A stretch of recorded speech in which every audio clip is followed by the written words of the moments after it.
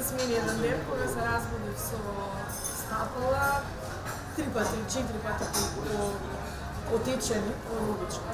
Во чорап мислам, не ми се бираше.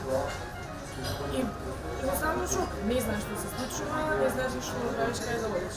Од таму тргна целата потрага, 3 месеца одење по болници, од една клиника на друга клиника, какви се испитувања, да стигнем на гастро, да се свати дека е проблем црниот бол, дека нешто не функционира како што треба.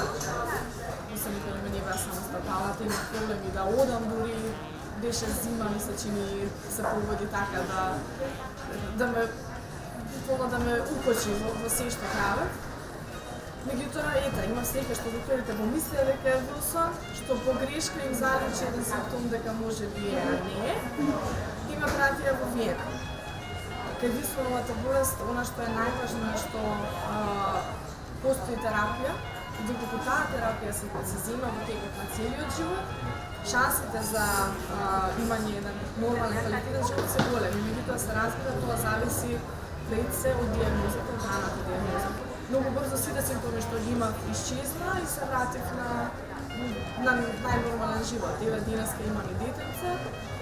Не ме спречи болеста да имам детенце, но е тоа што беше многу неизвестно што ми се случува. Кога стана збор за ретка болест, која нема мал број на пациенти и во светот, нема толку податоци за тоа како терапијата делува на бременоста, што ќе излезе со плодот.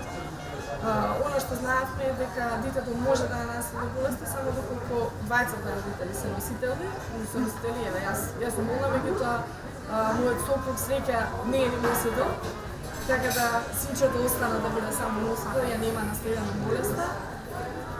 Ме прави среќна тоа апсолутно, затоа што колку и да јас имав среќа со како се носам со болеста, знам многу случаи каде Вилсоновата болест е тешка, дури кога ќе се открие порано, бидејќи некој секој на ист начин делува терапијата, не секој може да толерира до.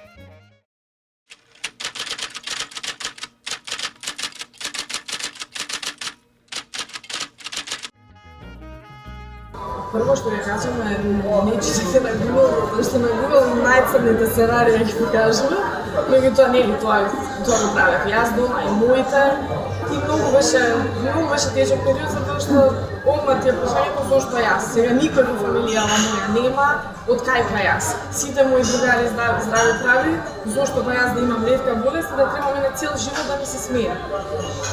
Како го минуваше време, некако се помирив со тоа и едноставно ја сватив болеста како дел од мене, како да не е нешто кое ме идентификува мене, не сум јас пациентката со Вилсонова болест, јас сум Ања. И Вилсоновата болест и лековите кои ги земам редовно, ми се онака само едно секојдневие, едноставно ме натера да живеам еден поздрав живот, ме натера да внимавам на тоа што јадам, да се загрижам за своето здравје, бидејќи тоа не е најскапоценото нешто што го имам.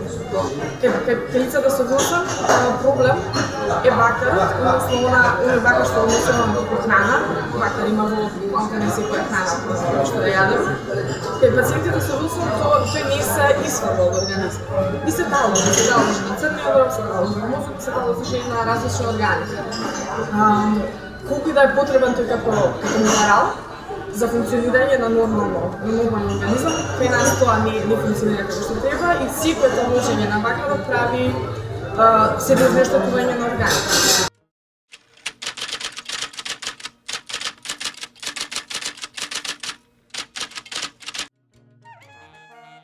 Резултат на сите заложби на Сдруженијата за ретки болести, со кои заедно многу работевме на тоа да се најде начин, да се најде решение некое за мислам со ретки болести на Македонија.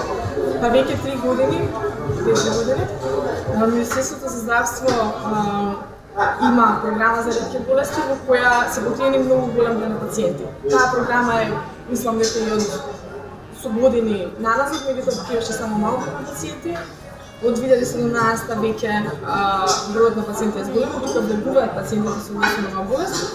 Меѓутоа ова е едно решение кое е не толку долгорочно, како што сметаме дека треба. Стана збор за ретки болести, стана збор за хронични болести, што нема денес да се тука па ќе ги излекуваш толку. Туку е нешто што ќе треба да го лекуваш во текот на целиот живот, нови генерации. И оттам имаме сериозна потреба за несистемско решение, да влезе тоа во закон. Има голема стигма околу ретки болести, за се што е ретко, за се што го гледаме тук, там или се случвало добро, секогаш има многу прашања, секогаш има многу чудни погледи, што е тоа, зашто тоа, па страх некој. Знам многу луѓе кои особено во внатрешноста на Македонија, каде кои не кажуваат дека имаат болест од страх, како да ги доживее околината. Јас еден добар период воопшто не изберав за тоа, мислам дека повеќе од што мислам дека ниту некој ќе разбере зошто да го обтоварувам кога нема да му влие или некако така, меѓутоа сватив дека не треба да се крие тоа воопшто, дека нема потреба да го игнорираш, дека напротив треба да го зборуваш со луѓето за да луѓето сватат дека сме тука, сме дел од нив. Јас сум принцип позитивен човек и гледам да се изборам со ситуацијата најдобро што можам, не сакам да потпаѓам на негативни црни мисли и решив да го продолжам животот најдобро што можам. Пошто бев на факултет, бев усред испитни и какви све недели и сезони.